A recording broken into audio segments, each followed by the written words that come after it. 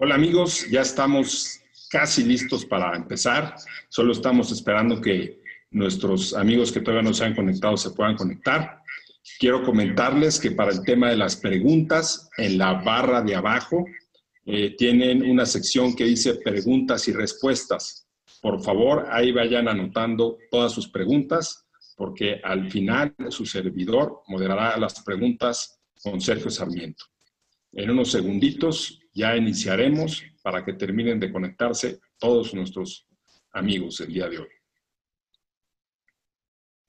Bueno, pues ya vamos a iniciar. Buenas tardes, soy Francisco Rodríguez Aguirre, presidente de Smart Speakers, el buró de conferencistas más importante de Latinoamérica. Y les damos la bienvenida a los clientes y amigos de Santander y de Smart Speakers a este interesante webinar con Sergio Sarmiento. Quiero comentarles que ya todos nuestros conferencistas están disponibles para dar conferencias en línea para sus eventos virtuales, ya sea con clientes o con empleados, en temas como pueden ser motivación, análisis político-económico, ventas, innovación, reinvención, liderazgo en tiempos de crisis y transformación digital, entre otros. Voy a presentarles a Javier Ortega, quien es director comercial de Santander Private Banking, nuestro patrocinador del día de hoy. Adelante, Javier. Hola, Pancho, ¿qué tal? Un gusto saludarte y para comenzar quisiera agradecerles a todos nuestros clientes que hoy están conectados a esta videoconferencia, pues que puedan estar hoy a nuestro lado, que puedan participar. Yo creo que es un momento muy interesante y las pláticas que vamos a ir dando en futuras videoconferencias van a ayudar a que estemos todavía mucho más cerca de nuestros clientes, que eso es lo más importante en estos días, ¿no? Y yo quisiera también agradecer a Sergio Sarmiento, la oportunidad que nos está dando hoy a través de su experiencia, de su conocimiento, para que nos abra un poco cuáles son los escenarios que estamos viviendo hoy de la nueva normalidad, ¿no? Con todo este tema que está sucediendo en el mundo y aquí particularmente en México por el tema del coronavirus.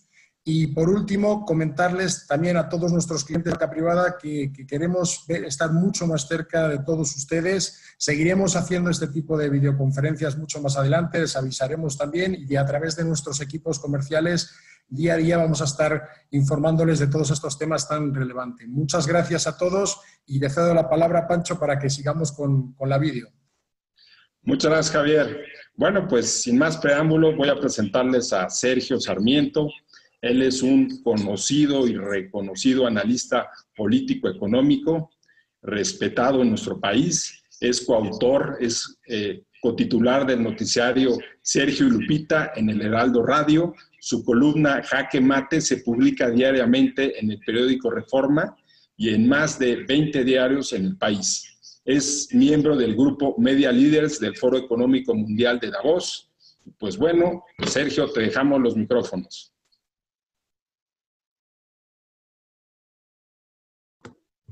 Muy bien, pues yo quiero agradecerles en primer lugar el que nos estén ustedes viendo. Gracias, por supuesto, a Santander Private Banking por apoyarnos en esta presentación.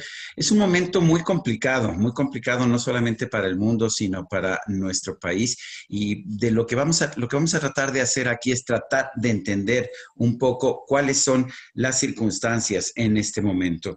La verdad es que estamos viviendo circunstancias muy negativas. Estamos viviendo, por una parte, la mayor pandemia en la humanidad desde 1918-1919, cuando tuvimos una pandemia de lo que se llamó gripe española o influenza española, a pesar de que es falso que hubiera surgido en España, pero que tuvo consecuencias desastrosas después de la Primera Guerra Mundial. También estamos viviendo la mayor crisis económica, esa apenas está empezando desde 1932. Efectivamente, desde que culminó la Gran Depresión, cuando llegó a su mayor impacto, la Gran Depresión que tuvimos a todo lo largo durante los años 30. Estas crisis y todas las crisis tienen siempre saldos negativos. Por ejemplo, ustedes seguramente lo están viendo en sus negocios. La primera es caída de ventas, pero también vemos incrementos de la deuda conforme las empresas necesitan tomar nuevos créditos con el fin de enfrentar circunstancias que son muy complicadas. También empezamos a ver quiebras. Esto es una de las características de una crisis económica y es lo que ya empezamos a ver en el caso de pequeñas empresas, pero que seguramente estaremos viendo en el futuro que estamos teniendo enfrente de nosotros.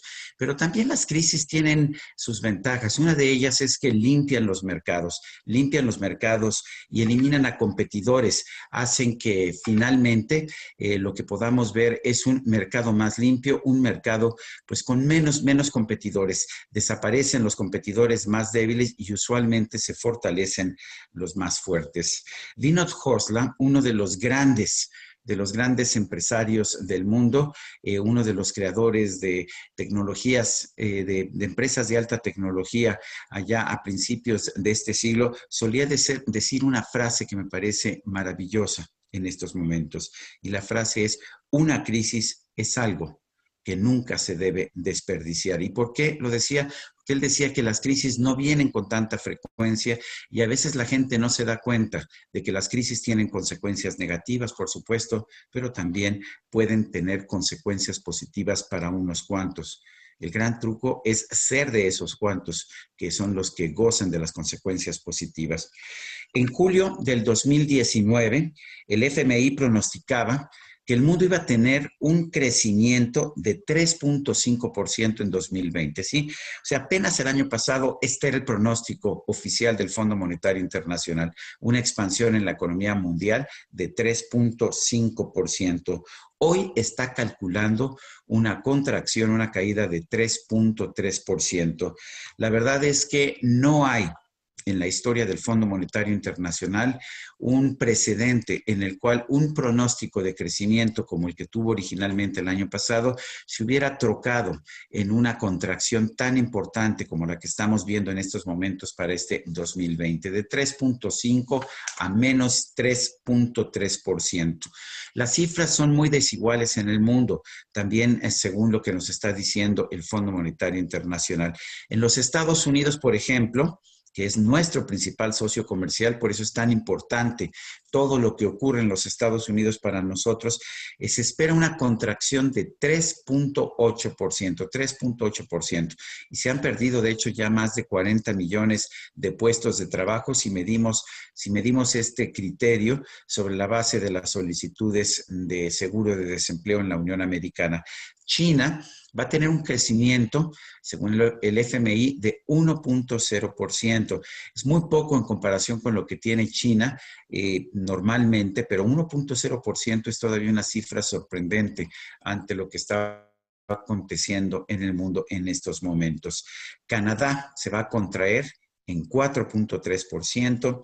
El área del euro, esta área de países de Europa que utilizan el euro, estoy dejando al Reino Unido por separado, va a tener una contracción todavía mayor de 7.5%, mientras que México, en estos momentos, dependiendo de a quién se le pregunte, pues va a tener una contracción todavía mayor. El Fondo Monetario Internacional calcula hasta más del 8%. De hecho, la revista The Economist está pronosticando 9.5%.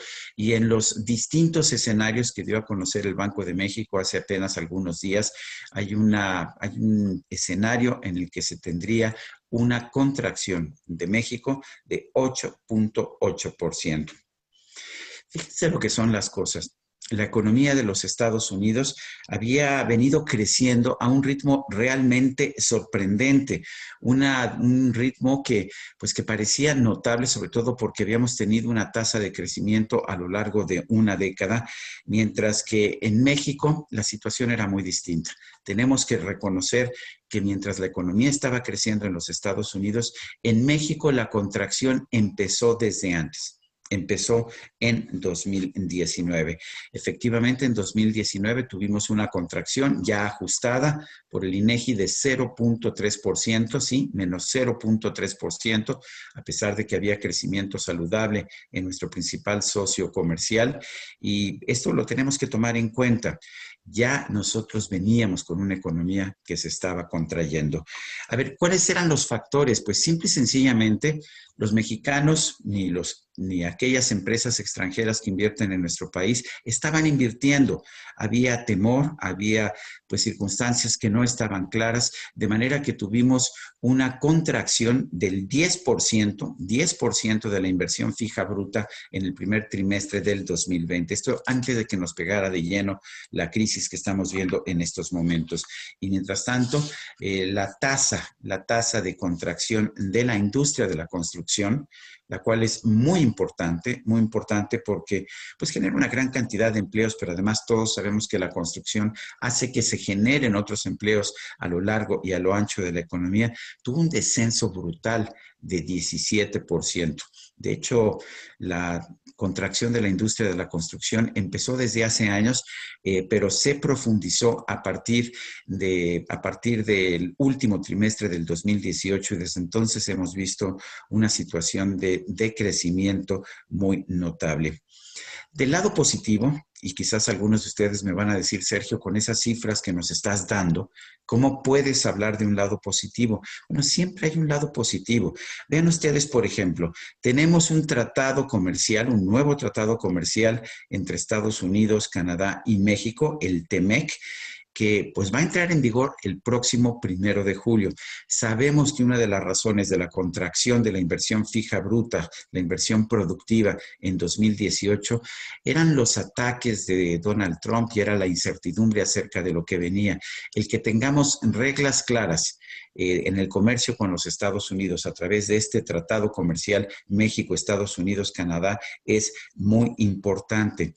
Y bueno, nadie le desea mal a nadie, pero hay otro factor que realmente nos favorece en este momento y que tenemos que tomar en cuenta.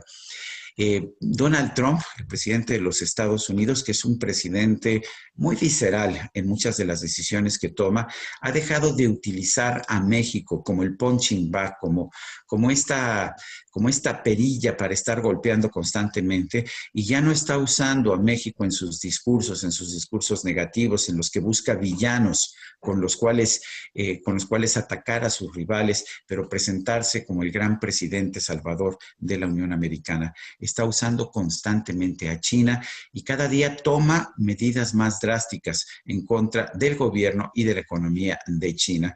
Medidas como, por ejemplo, suspender los vuelos de las aerolíneas comerciales chinas a los Estados Unidos, lo cual hace muy difícil cuidar una inversión o cuidar ventas de las empresas chinas en los Estados Unidos, como también lo hemos visto, la elevación de los aranceles que Estados Unidos cobra a los productos chinos. La verdad es que esto hace que pues el vecino incómodo de los Estados Unidos, México, se convierta en una opción de inversión para pues muchos procesos de producción que realmente no son competitivos si utilizan los altos sueldos que se siguen manteniendo allá en los Estados Unidos. Estamos viviendo otra realidad política que me parece muy importante. 2021 y 2022 son años políticos tanto para los Estados Unidos como para México. Estados Unidos va a tener una elección presidencial en este mes de noviembre del 2021.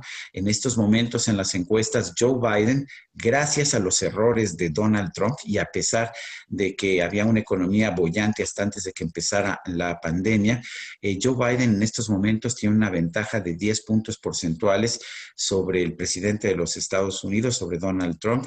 Esto va a tener consecuencias significativas, sobre todo, y esto me parece muy importante, porque Trump es un presidente divisivo, un presidente que ha logrado dividir a una nación como la Unión Americana, que siempre se ha caracterizado, pues sí, por tener divisiones internas, pero por poder tomar decisiones concretas y pragmáticas en todo momento.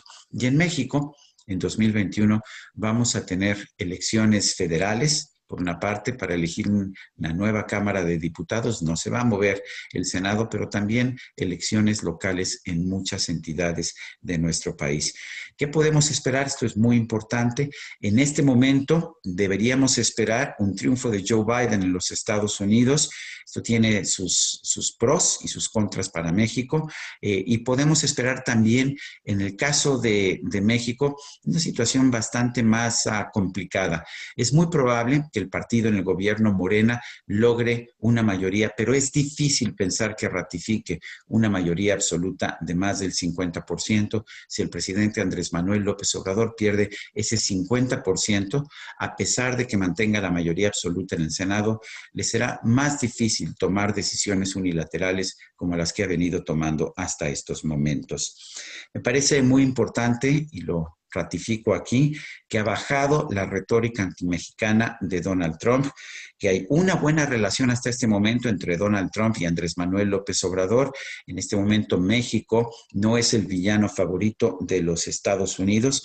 De hecho, Donald Trump, si llega a ganar, él considera el TEMEC como un triunfo personal y seguramente pues seguiremos trabajando sin ningún tipo de problema en la parte exterior.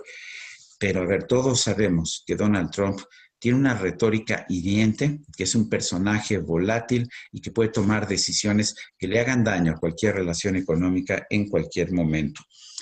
Joe Biden, ¿cuáles son sus ventajas y desventajas? Joe Biden no pertenece al ala radical del Partido Democrático. Esto es muy importante porque esa ala radical no quiere libre comercio con México y a pesar de que en el discurso son muy pro-mexicanos, en realidad en las acciones están en contra de la migración, están en contra del comercio con México. Joe Biden, por otra parte, tampoco es proteccionista como muchas otras personalidades dentro del Partido Democrático. Es un político sensato, personalmente estable. Esto después de Trump es un enorme beneficio para cualquiera. Y sin embargo, no podemos cerrar los ojos al hecho de que los radicales dentro del Partido Democrático, que están personificados en personajes como Bernie Sanders, están ascendiendo, están tomando un control cada vez mayor del partido y Biden seguramente tendrá dificultades con ellos en el Congreso. En las elecciones en México, ya lo señalé, Morena es favorito, va a ser afectado por la crisis económica. Hasta este momento, la popularidad del presidente López Obrador sigue manteniéndose por arriba del 50%, pero la popularidad de Morena, su partido político, ha venido declinando, particularmente por los pleitos internos dentro del partido. Del lado positivo, todos sabemos que los programas sociales de Andrés Manuel López Obrador, particularmente los apoyos a adultos mayores, las becas, Sembrando Vidas, se consideran como subsidios directos, dádivas directas del presidente y mucha gente de escasos recursos está agradecida en lo personal al presidente López Obrador por estar recibiendo estos subsidios y seguramente apoyará un partido que esté apoyado por el presidente López Obrador. ¿Qué va a pasar en el 2021 y más adelante? Y ya no solamente en México, sino en el mundo, siempre va a haber ganadores y perdedores. Esto es lo que nos demuestra cualquier crisis y cualquier situación económica. De hecho, cuando hay estabilidad económica, más o menos todo el mundo se mantiene a flote. Cuando hay una crisis, algunos perecen, pero otros más suelen beneficiarse. De ahí que hay que estar siempre atento a las oportunidades de mercado que están surgiendo. La globalización no va a terminar, a pesar de lo que advierten los más proteccionistas en los Estados Unidos o en México. Estamos viendo una caída del comercio internacional en estos meses, pero es por las restricciones establecidas en todo el mundo al comercio y a los movimientos de personas, pero lo más probable es que veamos un repunte de la globalización en términos de comercio, en términos de turismo con el tiempo. No va a ser inmediato, el turismo no se va a recuperar este año, pero sí se va a recuperar el año que viene. Estamos viendo grandes oportunidades para aquellas empresas que están sabiendo utilizar el e-commerce. Por supuesto, hay empresas que estaban muy posicionadas desde el principio, como Amazon en los Estados Unidos, que está teniendo operaciones en México, pero todas las demás empresas que aprendan a utilizar el comercio a distancia se van a dar cuenta de que una vez que la gente empieza a comprar a distancia, lo sigue haciendo. Una vez que le pierde el miedo a meter su tarjeta de crédito a una transacción electrónica, como ocurrió hace años cuando se empezaron a utilizar las tarjetas de crédito, a partir de ese momento es muy difícil que la gente, que el cliente se vuelva hacia atrás. Hay oportunidades del mercado en ramos como la logística, en ramos como las empresas que dan un servicio directo al público, que no necesitan una tienda, que pueden ir directamente al público. Estas empresas se van a ver fortalecidas de manera muy importante. ¿Cuáles son los retos para México? Porque no podemos hablar nada más de las oportunidades. Si México quiere prosperar en las nuevas circunstancias, tiene que resolver ciertos retos. Para mí el primero es la seguridad. Vamos a ver cada vez más transacciones comerciales a distancia. Necesitamos asegurar que no haya asaltos en las carreteras, que no haya asaltos en los trenes. El presidente López Obrador le está apostando muy fuerte al nuevo Tren Maya, que será tanto de pasajeros como de carga, pero si vemos tantos asaltos a los trenes como hemos visto en los últimos meses o en los últimos años y tantos movimientos políticos que deciden que la cosa más fácil para presionar al gobierno es colocarse en las vías del tren y no permitir el movimiento, bueno, pues si eso no se soluciona, no vamos a ver que la economía de México repunte. Necesitamos reglas claras de inversión. Lo que hemos visto en algunos casos, como la cancelación del Aeropuerto Internacional de la Ciudad de México, como la cancelación de la cervecera de Mexicali o como la cancelación de la interconexión de las nuevas plantas de energía limpia de electricidad, no es tanto el problema pues que no haya una producción de cerveza o que el aeropuerto se mueva a otros 3 aeropuertos, o no es tanto que tengamos que consumir energías más sucias en vez de energías limpias. Lo que realmente hace daño es cuando el gobierno de la República manda el mensaje de que el Estado de Derecho, de que las reglas del juego pueden ser cambiadas por el gobierno a discreción. Eso es lo que hace daño.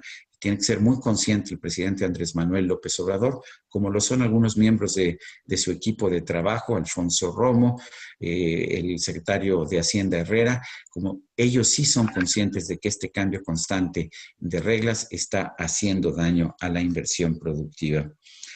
Decía Albert Einstein, este gran genio de la física que también se convirtió en un muy importante, muy agudo observador de las circunstancias humanas. La crisis es la mejor bendición que puede sucederle a personas y países, porque la crisis siempre trae progresos. Muy importante que tengamos esto en cuenta. Sí estamos enfrentando un momento muy complicado,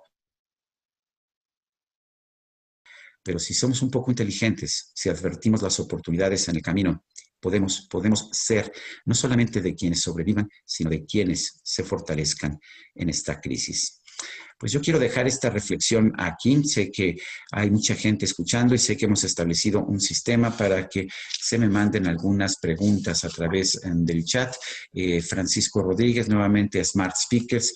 Esta es una probadita de lo que podemos hacer. Usualmente, pues las presentaciones tendrán también una presentación en PowerPoint y tienen mucha más estadística, pero quisimos darles una probadita de lo que podemos hacer, porque realmente, así como en realidad no es necesario tener una presencia física para hacer una compra, o no es necesario tener una presencia física para ver una película, pues resulta que tampoco es necesaria la presencia física para tener una conferencia. Gracias, Francisco Rodríguez. Así es, Sergio, nos estamos adaptando a los nuevos tiempos, hay que hacerlo de manera virtual. Definitivamente, y esto me parece muy importante. Veo que tengo preguntas tanto en la barra de Q&A como en la barra de chat. Me pregunta una persona, Alex Rondero. ¿Las doy yo las preguntas o me las das tú, Pancho? Si quieres te las doy yo, Sergio. Perfecto, muy bien. Tú ya tuviste oportunidad de verlas, yo las estaría viendo en este momento. Ya las tengo aquí listas. La primera pregunta que nos hace precisamente Alex Rondero es: ¿cómo crees que se puede comportar el tipo de cambio a finales del 2020? Y la ligamos a otra pregunta del estilo que dice: ¿por qué se ha apreciado tanto el tipo de cambio en estos últimos días? Claro que sí. A ver, la razón por la que se ha apreciado el tipo de cambio es porque se depreció demasiado. Teníamos un tipo de cambio de 18 por dólar que estaba bastante estable a principios de este año y después llegó hasta 25 por dólar. ¿Se requería de alguna depreciación del peso mexicano? Seguramente sí se requería de alguna depreciación, aunque vale la pena señalar una cosa: las cifras las cifras macro de la hacienda mexicana no están mal, están bastante buenas hasta este momento. La recaudación está aumentando y el gasto público se mantiene de hecho bajo control. No estamos viendo a un gobierno desaforado gastando más de lo que tiene. Por eso el peso se ha estado fortaleciendo. Y hay otro factor muy importante. Las tasas de interés en los Estados Unidos y en los países de Europa están o en cero o incluso negativas en algunos lugares. En Estados Unidos, si en este momento colocas tu dinero en bonos del Tesoro, pues te van a dar 0.25% si bien te va. En estos momentos los bonos del gobierno mexicano están dando 5.5%, con un peso que ya estaba muy, muy subvaluado, que llegó a estar a 25. La verdad es que invertir en pesos mexicanos a 5.5 es una buena posibilidad. De todas formas, el peso va a ser un termómetro de las circunstancias. El dinero se puede ir siempre con mucha facilidad. Yo siempre he dicho que hay que tener mucho cuidado de hacer predicciones acerca del peso, porque las circunstancias pueden cambiar de forma muy, muy rápida. Tendremos que estar viendo al día con día y casi les podría yo decir, verifiquen ustedes con su asesora ya en el banco, en Santander, para que les vaya diciendo, porque estas circunstancias pueden cambiar de día con día. En este momento, con un peso de 22 por dólar, el peso está bastante sólido. Yo no estoy viendo, de hecho, ningún tipo de presión. Y recordemos que Andrés Manuel López Obrador puede haber tenido muchos defectos como presidente, pero no se ha desbordado en el gasto público como lo hicieron en el pasado José López Portillo o Luis Echeverría. Y esto significa que el peso no tiene por qué devaluarse. Muchas gracias, Sergio. Aquí Fernando Rincón nos pregunta, ¿qué oportunidades pueden tener las personas físicas comunes y corrientes ante esta crisis? Mira, las personas físicas y las empresas morales, las dos, depende qué es lo que hagan. Hay ciertas personas, por ejemplo, que a lo mejor tienen un restaurante, es uno de los negocios más golpeados en este momento, y no se ve claro que esta situación vaya a cambiar en 2 o 3 meses. Una persona que tiene, por ejemplo, una inversión en un restaurante o en un negocio que depende mucho de la presencia física de las personas, yo lo que le puedo aconsejar es reducir los gastos lo más posible. Eso es lo que yo puedo hacer. Una persona que está en un negocio que está mostrando cierta efervescencia, si nuestro negocio es, por ejemplo, de venta de un producto que podemos entregar a distancia, entonces las cosas son distintas. Y de hecho estoy viendo, por ejemplo, muchas empresas de la construcción que han tenido una situación muy complicada a lo largo de los últimos 2 o 3 años y que, sin embargo, con el cierre, sus servicios estaban muy demandados, y ahora que se está abriendo la economía para las empresas de construcción, pues están viendo, de hecho, la forma de inmediato poder satisfacer a sus consumidores.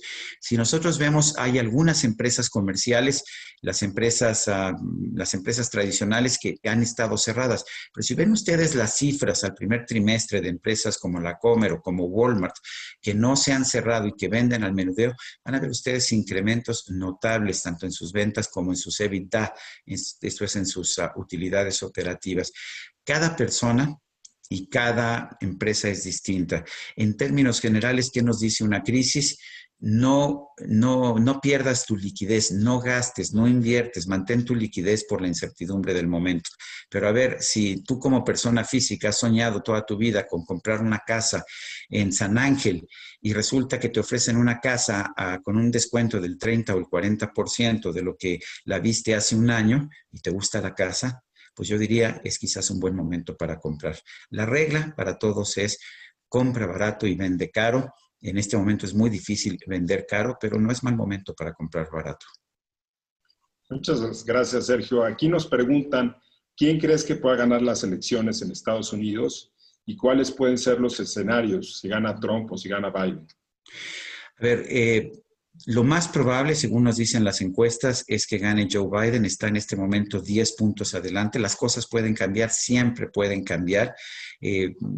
Donald Trump es un político, a pesar de que tiene relativamente poca experiencia, es un político que maneja muy bien las redes sociales y muy bien los medios de comunicación. Es como Andrés Manuel López Obrador. Esa es la característica de los populistas como Trump, como López Obrador, como Bolsonaro en Brasil. Sin embargo, si yo veo las encuestas, a Trump le ha hecho mucho daño el estarse peleando con todo el mundo. Se pelea con los mexicanos, después con los chinos, después con los europeos, se retira de la Organización Mundial de la Salud, insulta a todos sus rivales. Y si bien hay gente que le va a aplaudir siempre esto, lo que estamos empezando a ver es que hay mucha gente que empieza ya a sentir que no es un presidente emocionalmente estable. Creo que en estos momentos lo más probable, un 60-70% de probabilidades que gane Joe Biden. Afortunadamente para México, la animadversión de Trump, que podría ganar, por supuesto, si las circunstancias se dan hacia México, se ha reducido. Construyó pedacitos de muro, pero no hizo más que eso. Ha deportado menos gente a México de los que deportó Barack Obama. Eso me parece interesante. Mi preocupación con Biden, que considero que es un personaje mucho más estable emocionalmente, no es él.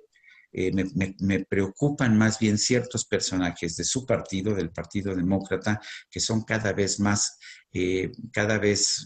radicales y que quieren tomar medidas que podrían hacerle daño a la economía de Estados Unidos y sobre todo a la relación comercial con México. Gracias, Sergio. Aquí tengo otra pregunta de Gonzalo Escamés Sada, que dice, ¿qué partido está mejor posicionado en la oposición? ¿Se pueden formar una coalición? A ver, en México, el partido mejor posicionado es sin duda el Partido Acción Nacional. Los demás partidos han tenido un deterioro muy importante a lo largo de los últimos meses. El PRI quedó en tercer lugar, a pesar de que tenían un muy buen candidato en 2018, José Antonio Meade. El PAN quedó en segundo lugar, a pesar de que el candidato no era bueno, Ricardo Anaya. Pero la verdad es que había un cansancio de la gente ante los partidos tradicionales, en particular el PRI y el PAN. ¿Cuáles van a ser las circunstancias en 2021? Morena ahora es gobierno y resulta que muchas de las cosas a las que se oponía y que cuestionaba cuando era oposición las está teniendo que hacer como gobierno. Hay un desgaste cuando ocupas el poder y lo que estamos viendo es que hay mucha gente que votó por Andrés Manuel porque significaba un cambio, pero ahora ya no está tan contento con el cambio. Andrés Manuel ha logrado comprar muchos votos entre las personas de escasos recursos, que son la mayoría de la población de nuestro país, y está dando dádivas que tienen el propósito claro de comprar votos. Pero si nosotros vemos las encuestas, la popularidad de Andrés Manuel es muy alta, la popularidad de Morena no es tan alta. Yo creo que a México le convendría una unidad de los partidos de oposición. Es curioso, Andrés Manuel López Obrador siempre se quejó de que existía un PRIAN y sin embargo el PRI y el PAN nunca lograron colaborar, de manera que pues los antecedentes no son buenos. Pero yo creo que en estas circunstancias podríamos ver una situación de un acuerdo entre el PRI y el PAN por una sola razón, porque con la mayoría absoluta en la Cámara de Diputados y en el Senado, Andrés Manuel López Obrador ha hecho lo que se le antoja y los líderes tanto del PAN como del PRI saben que esto le hace mucho daño al país, el que una sola persona, y más una persona tan particular, con una visión tan especial de nuestro país, pueda tener una mayoría absoluta como la que ha tenido Andrés Manuel López Obrador. Gracias, Sergio. Aquí también nos preguntan, ¿cuándo se tiene que hacer el regreso a la vida cotidiana y al trabajo? Aquí vale la pena señalar que los propios epidemiólogos en el mundo no están de acuerdo. Cada uno ha utilizado formas distintas. Países como Italia, Francia y España establecieron, de hecho, confinamientos forzosos a partir entre el 11 y el 14 de marzo. Ahora están empezando a abrir una vez que han bajado los contagios. En México, de hecho, cerró antes, cuando los contagios eran relativamente relativamente pequeños. En este momento el crecimiento de los contagios está en su pico. Estamos de hecho llegando a este acme, a este punto de mayor intensidad de la pandemia, que Hugo López-Gatell, el subsecretario de Salud, nos dijo se alcanzaría entre el 8 y el 10 de mayo. Pues no, lo estamos alcanzando en estos momentos, 4 semanas después. El problema es que una cosa es la realidad epidemiológica y otra es la realidad económica. En abril, según el INEGI, aunque utilizó una encuesta telefónica que no es igual de fiable que las encuestas presenciales que tenía con anterioridad, desaparecieron 12 millones de puestos de trabajo, tanto en la economía formal como en la economía informal, 12 millones de puestos de trabajo, lo cual es un golpazo para la economía de nuestro país. Y claramente estamos viendo un crecimiento de la pobreza que el propio presidente de la República no quiere aceptar. Por eso, el presidente anda de gira mientras su Secretaría de Salud o su secretario de Salud dice que hay que estar encerrados en casa. Ahora, hay países que nunca confinaron, que no confinaron forzosamente. El caso más conocido y debatido es el de Suecia, pero tenemos también países como Singapur, como Corea del Sur, como Taiwán, que no cerraron sus economías, sino utilizaron pruebas para saber quiénes eran las personas infectadas y aislar a las personas en lugar de confinar a toda la población.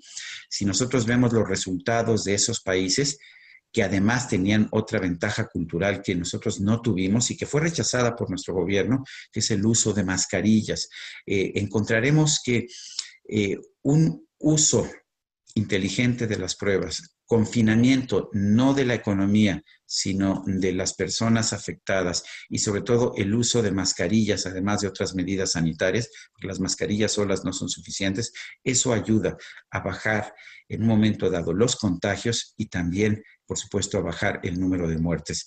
Incluso en países latinoamericanos vemos un caso muy, muy interesante. Chile tiene mucha menor población que México, sin embargo tiene el mismo número de infectados que México, pero tiene un número de muertes muy inferior a la de México.